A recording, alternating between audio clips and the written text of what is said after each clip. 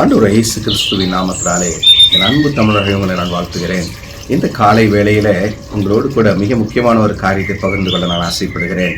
மத்தேயுவின் சுவிசேஷத்தில் 9வது அதிகாரத்தில் 27 மற்றும் 28வது வசனத்தை நான் உங்களோடு கூட பகிர்ந்து கொள்கிறேன்.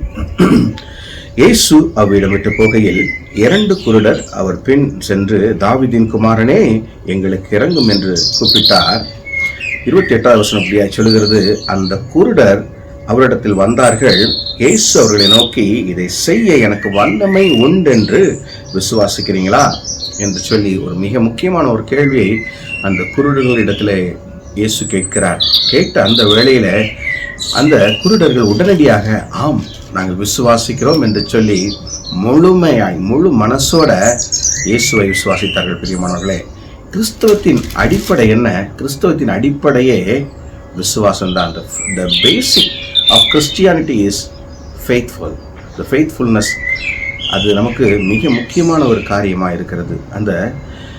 அந்த ஃபெய்த்துக்குள்ளே நம்ம நடக்கும் பொழுது ஆண்டவர் செய்யக்கூடிய சகல காரியங்களையும் நாம் விசுவாசிக்கிறோம் என்கின்ற ஒரு அடிப்படை அர்த்தம் நமக்குள்ளே எழுகிறது. பிரியமானவர்களே, எபிரேயர் 11வது அதிகாரத்தில் 1வது வசனம் கூட எப்படி சொல்லுகிறது இல்லையா? விசுவாசமானது நம்பப்படுகிறவர்களின் உறுதியும் காணப்படாதவர்கள் நிச்சயமாக இருக்கிறது என்று சொல்லி, அப்போ விசுவாசத்தின் முக்கியத்துவத்தை தேவன் எவ்வளவாய் நமக்கு வெளிப்படுத்துகிறார் பாருங்க.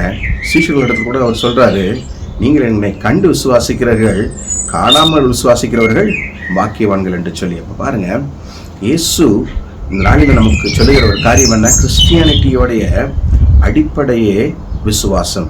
இந்த விசுவாசத்தை விட்டு ஒரு காலம் நம்ம என்ன செஞ்சிடக்கூடாது, வழி விலகி போய்விடவே கூடாது.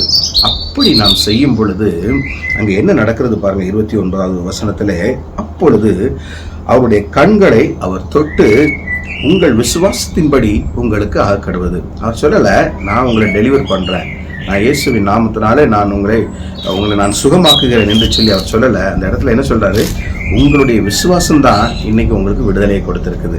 உங்களுடைய விசுவாசம்தான் உங்களுடைய கண்களை பொழுது திறக்கிறது என்று சொல்லி அவர் தொட்ட வேளையில் தானே, அவர் சொன்ன அந்த வேளையில் தானே 30வது வசனம் சொல்லுகிறது, உடனே அவருடைய கண்கள் திறக்கப்பட்டது. பாருங்க, உடனே அட் ரைட் மூமெண்ட், உடனே ஆண்டவர் அவருடைய கண்களை திறக்கிறார். பாருங்க, அப்போ விசுவாசத்திற்கு எவ்வளோ பெரிய ஒரு பலன் இருக்குதுங்கிறத இந்த நாளில் நீங்கள் யோசித்து பார்க்கணும். இப்போ நம்ம கிறிஸ்துவத்தின் அடிப்படையான இந்த விசுவாசத்தை நாம் கட்டி காக்கும் பொழுது நம்முடைய இருதயத்தில் நம்மளுடைய சரிவுகள் எல்லாம் வெகு சீக்கிரத்திலே நிவர்த்தி செய்யப்படும். விழுந்து கிடக்கிறீங்களா? நிச்சயமாய் ஒரு நாள் தேவன் உங்களை எழுப்புவார். உங்கள் விசுவாசத்தின்படி உங்களுக்கு ஆக கடவுது என்று சொல்லி அவர் சொல்லியிருக்கிறாரு. அன்று சொன்னவர் இன்றும் அதையே சொல்ல அவர் விருப்பமாக இருக்கிறார். உங்களுடைய காரியத்திலையும் பிஸ்னஸில் தோல்வி அடைஞ்சிட்டிங்களா? இல்லை ஒருவேளை நோயால் பிடிக்கப்பட்டிருக்கிறீங்களா? அவமானப்படுத்தப்பட்டிருக்கீங்களா? ரொம்ப காலமாக கடன் பிரச்சனையில் சிக்கி தவிச்சிருக்கீங்களா? ஆண்டவர் சொல்லுகிறது என்ன?